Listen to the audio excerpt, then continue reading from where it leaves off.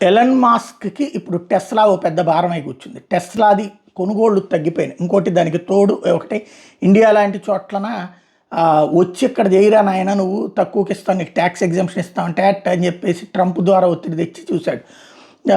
దాంతో ఇక్కడ షోరూములు మాత్రమే పెట్టాడు. ఆశించిన బిజినెస్ జరగట్లేదు, ఊపు రాలేదు.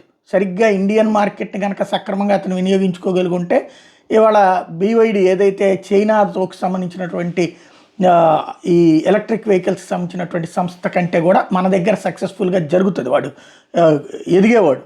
కాకపోతే చేసుకున్నది అహంకారపూరితంగా ప్రవర్తిస్తే, ట్రంప్ తరహాలోనే వ్యవహరిస్తే ఏమవుతుంది, అయిపోయింది. మరోవైపున స్పేస్ ఎక్స్ని తీసుకొచ్చి ఇండియాలో ఫోన్లన్నిటి మీదన ఆధిపత్యం చెలాయిద్దాం అనుకుంటే భారత ప్రభుత్వం ఇవ్వట్లేదు. నరేంద్ర మోడీ మీదన ఎంత ఒత్తిడి తెచ్చినా ఇవ్వట్లేదు. ఎందుకంటే వాడి పాలసీ ఏంటంటే ఇక్కడ ఉన్నటువంటి సెల్ టవర్లన్నీ పీకేసి కంప్లీట్గా శాటిలైట్ ద్వారా ఇవ్వడం. అంటే మన దగ్గర ఉన్నటువంటి ఈ రిలయన్స్లా, లేకపోతే కనుక ఎయిర్టెల్లా, లేకపోతే ఇతర ఉన్నటువంటి అన్ని సంస్థల్ని మూతబెట్టి మొత్తం వాడి చేతికి ఇచ్చేయాలి. ఈ మార్కెట్ లక్షల కోట్ల మార్కెట్. దానికి మోడీ సర్కార్ ఒప్పుకోవట్లేదు. ఎందుకంటే మోనోపోలీ అయిపోతుంది. రేపు పొద్దున వాడు ఇప్పటికే కొన్ని దేశాలలో ఏలు పెడుతున్నాడు. కాబట్టి జాగ్రత్త పడుతున్నది మోడీ ప్రభుత్వం. అదే పర్మిషన్ ఇవ్వట్లేదు.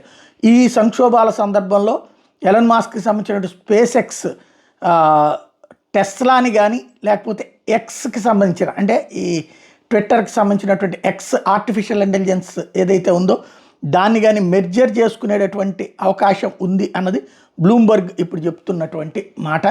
తద్వారా ఎలన్ మాస్క్ పరిస్థితులు చక్కదిద్దుకునే ప్రయత్నం చేస్తున్నాడు.